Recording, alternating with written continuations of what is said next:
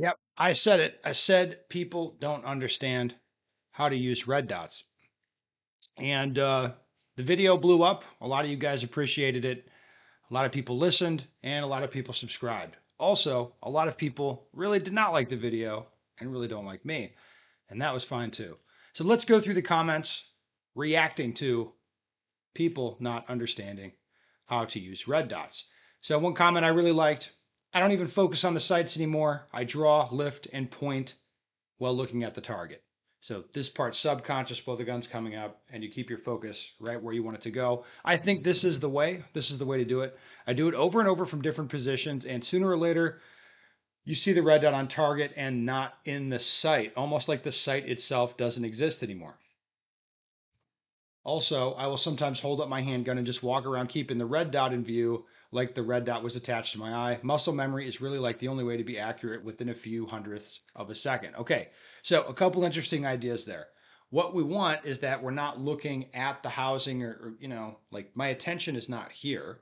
It's where I want it to be. The same as if you use a mouse pointer. Or let's say you're driving your car. You don't stare at the hood of the car when you're driving it around. You just look where you want the car to be. You look out in front of you, and the car is going to go where you want with more accuracy rather than, again, staring at the hood of the car.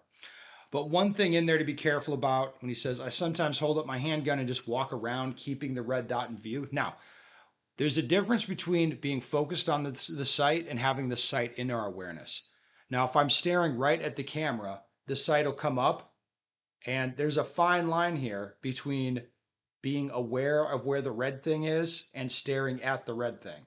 If I'm staring at the sight or I'm staring at the camera and I put the sight a little bit off to the side, you can see it's difficult for me to keep my eye locked in the spot of the camera because it wants to drift over to where that bright red thing is. All right.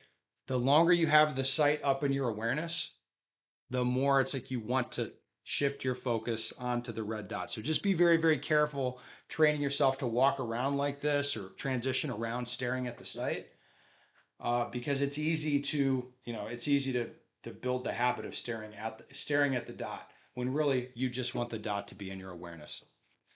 Another comment here. For anyone wanting to find the dot, like my mentors have said to me, squeeze the main gripped hand. So squeeze the dominant hand and the pinky on that hand. So if you're right-handed, you're squeezing your right pinky, and left-handed, same thing. You'll find it every time. So I've heard this theory where if I mount the gun, you'll see that, this is kind of the Glock grip angle thing. So I mount the gun, I think the sight is just up out of my awareness, and then if I add some pressure in my dominant hand, the sight will come down into my awareness. Now, I hate this technique. I'm not going to lie. I have a hard enough time maintaining consistent grip and connection to the pistol. I'm not going to intentionally fluctuate the pressure in my hands to find the sight. Like, I'm not going to do that. I have enough problems as it is. I don't need to make more of them for myself. Another comment here. My problem isn't finding the dot, it's tracking it under recoil. As soon as recoil starts, all I see is a large blurry streak, and I can't tell where my dot actually is. I have to wait for my gun to settle completely before I can tell where I'm actually aiming. Because of this, anything involving multiple rounds on a target, I'm faster with iron sights still. Any advice for this? Yes, I would let go of the idea that you want to track the sight. Um, Instead, you keep focused on the spot that you want it to be and trust and believe it's going to come right back to that spot. And depending on the model of gun you're shooting and the ammunition and how you're holding it and all that, it's going to change this. So, for example, shooting my PDPs with hot ammunition, even with an SRO, a really big objective window, that red dot leaves my awareness every time I pull the trigger. It just comes back to my awareness. So it's just like, boom, it's gone, then it comes back. And that is fine. I can shoot it quickly like that. But I have to accept it's going to leave my awareness and come back. And I have to keep focused right where I want it to come back to. What might be happening here is you're shooting aggressively and the dot's leaving your awareness and you just don't dig it. You're like, oh, so then you're like, where is it? Where is it at? And instead of keep your focus where you want it to come back to. That could be going on here. To me, shooting a gun like that, where the sight leaves my awareness, I feel slow, even though the timer may not say that. I may not be shooting slow, but I'll feel slow just because I feel like I'm waiting for the sight to come back to me. Flip side of that is if I'm shooting a gun where the sight never leaves my awareness and it really doesn't move around that much. So think like a rifle with a comp on it, big objective window on the Holosun 510s that I use. The sight doesn't move that much and it doesn't leave my awareness. So in a sense, it's very easy to start staring at it because it's not really moving. Next question, what is the correct red dot brightness level, which is helps target focus training? Okay, so I think you're going to get the best results if the red dot is bright enough that it's this red dot out in the world. Like you can see a red dot. It shouldn't be bright, like pulling your attention onto it, and it shouldn't be dim, where it's like where's the sight at? So I've experienced both of those things. Of course, like I remember this indoor range I was at last year with Matt, where the targets were really well lit, but it was an indoor range, so it was kind of dim. So you'd mount your gun, the gun comes up, and it's like you'd be aware of the red dot coming up into your vision, like on the shadow of the ground. And then as soon as you got onto the actual target, the target was blown up, like lit up with like not spotlights, but with bright lights that you could see the target really well. And as soon as the dot, like I'd be aware of the dot as the gun's coming up, and then lose awareness as the dot hit the target, and then be like, where the hell's the dot? That'd be too dim in that case.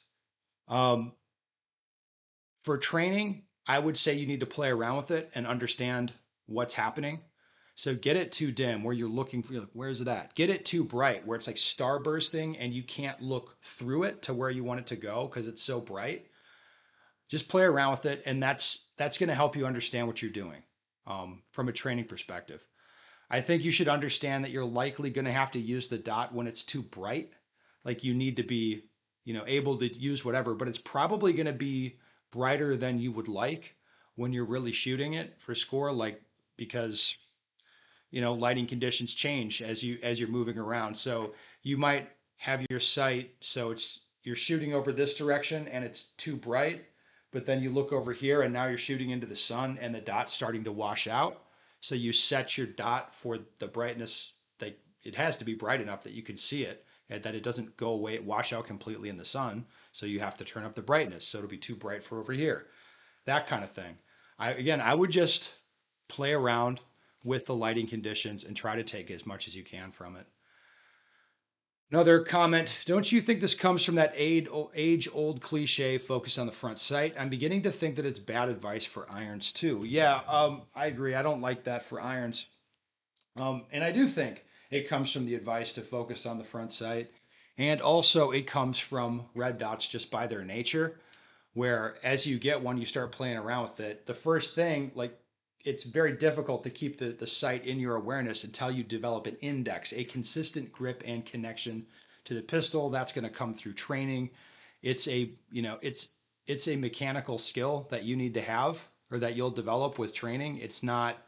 Like, it's not an intellectual concept. It's not, you can't like get it from book knowledge. You have to actually practice and then you develop an index. A lot of people don't like the idea of doing that. And then other people, while they're practicing with this, they just build the habit of like, once they find, okay, there's the sight. And if you look at my eyes, you see I'm staring at the sight here. So it's like, yeah, that is also not the thing.